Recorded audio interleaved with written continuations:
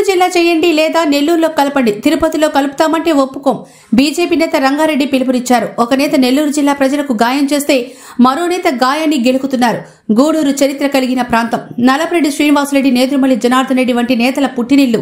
గూడూరు విషయంలో వెనక్కి తగ్గేదే లేదంటూ బీజేపీ నేత ప్రజలను చైతన్యపరిచేలా చెప్పడం విశేషం. రాపూరు, కలువాయి ప్రాంతాలను ఎందుకు విడగొడుతున్నారు? విడగొట్టమని ఎందుకు అడిగారు? తిరుపతిలో కలపమని చెప్పింది ఎవరు? కూటమిలో పెద్దలను గౌరవిస్తాం.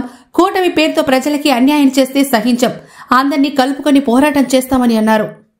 మనకు మేలు జరుగుతుందనే ఆశతో, చంద్రబాబు మీద నమ్మకంతో మేమందరం సంతోషంగా ఉన్నాం. అటువంటి గూడూరు ప్రజలు, పేద ప్రజలు అందరికీ యొక్క హృదయాల మీద, ఆలోచన మీద ఆశ నిపాతమైనటువంటి వార్తను వీళ్ళు సెలవిచ్చారు. ఇది ఏమాత్రం హర్షణీయమైనటువంటి విషయం కాదు.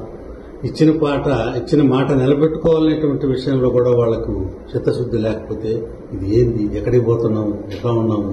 జగన్ చేసినటువంటి నిర్ణయమే అది ఆలోచనారహితమైనటువంటి నిర్ణయం.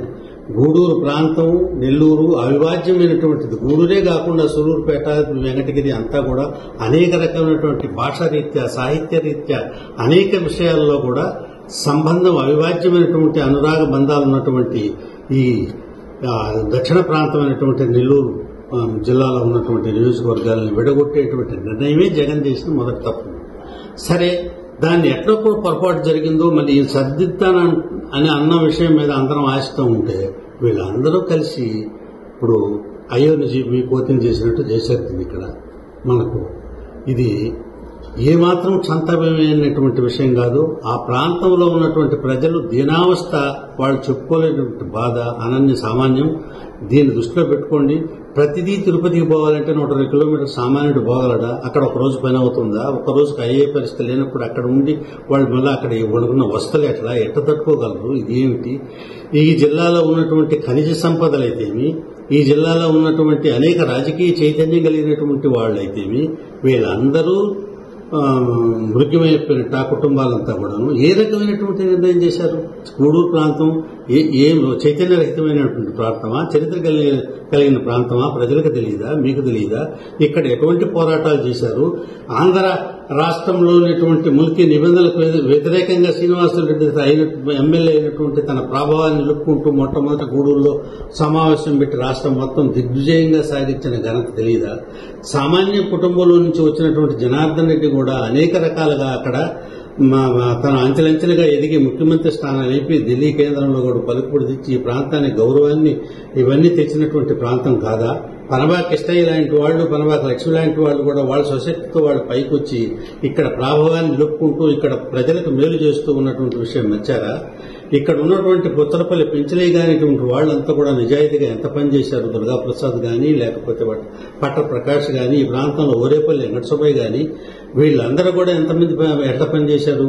వెంకటగిరి రాజాల పాత్ర, ఒకళ్ళ రాజకీయం, ఒకళ్ళ పాత్రలో వాళ్ళు రాజులైతే కావచ్చు, ఈ ప్రాంతంలో ఉన్నటువంటి వాళ్ళ సంపద, వాళ్ళు చేసినటువంటి త్యాగాలు కూడా చిన్నవి కాదు కదా. విఆర్ కాలేజ్ స్థలం ఇచ్చినట్టయితే మనకు ఇక్కడ దొరవారి సత్ర ప్రాంత నిర్మాణానికి కూడా వాళ్ళ ప్రాంతం వాళ్ళు చేసినటువంటి సేవే.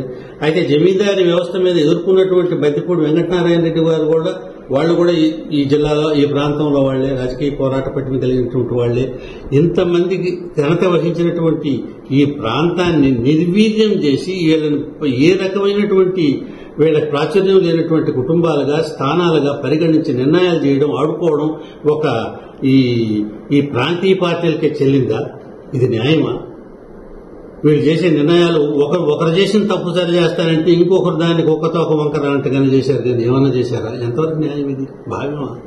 దీని మీద మేము పూర్తిగా వ్యతిరేకిస్తున్నాం. దీని మీద మా పోరాటం మేము సాగిస్తాం. మేము దీని పట్ల ఏ రకమైనటువంటి ఆలోచన లేదు. ప్రజలకు ఉన్న విషయాలు చెప్పుకొని, ప్రజల యొక్క కష్ట సుఖాలు తీసుకొని మేము ముందుకు పోతాం. మాకు ఈ విషయంలో అందరూ కూడా సహకరించాలని కోరుకుంటున్నాం. లేకపోతే కలువాయి ప్రాంతం ఉన్నటువంటిది అదేను, లేకపోతే రావుపూర్ని, ఇవన్నీ కూడా తీసుకొచ్చి తిరుపతి జిల్లాలో కలుపుతారా? ఏం వాళ్ళు అక్కడ ప్రజలు 150 కిలోమీటర్స్ రావడం ఏమిటి? మీ నిర్ణయం, మీ ఆలోచన పరిధి ఏంటి? ఒక తప్పు చేస్తే ఆ పుండుని మీరు గెలకతారా? పుండు మానేస్తారా? ఏది మీరు చేసింది? పుండు పెట్టే పని ఒక ఆయన చేస్తే, పుండుని గెలికే పని ఇంకొకరు చేస్తే ఇది సమాజానికి న్యాయమా? ఇది పద్ధతేనా? ఈ విషయాన్ని మేము పూర్తిగా ఖండిస్తున్నాము. కూటమి పేరుతో చెప్పి లేకపోతే ఇంకొక రాజకీయ దీంతో చెప్పడం కాదు. కూటమిలో కూడా నాయకులు ఉన్నారు, పెద్దవాళ్ళు ఉన్నారు, మేము వాళ్ళందరినీ గమనిస్తాం. స్థానికమైనటువంటి విషయం కాబట్టి, మా ప్రాంతం విషయాలు వాళ్ళకి తెలియదు కాబట్టి, మా విషయం తెలియకుండా మోగబుద్ధాలు మేము ఉండదలుచుకోలేదు. విషయాన్ని అందరి దృష్టికి తేదలుచుకున్నాం.